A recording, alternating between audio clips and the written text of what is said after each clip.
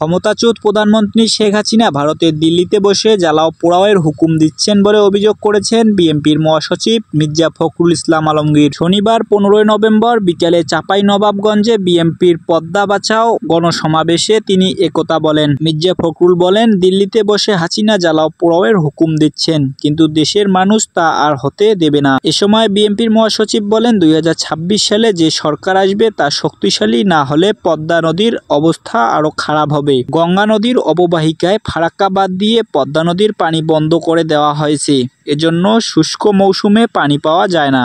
জামাতকে উদ্দেশ্য করে মির্জা ফখরুল ইসলাম আলমগীর বলেন, আপনারা ভালো হয়ে যান, রাস্তায় রাস্তায় পোস্টার লাগিয়েছেন নির্বাচনে অংশ নেবেন, তাহলে ঝামেলা বাঁধাচ্ছেন কেন?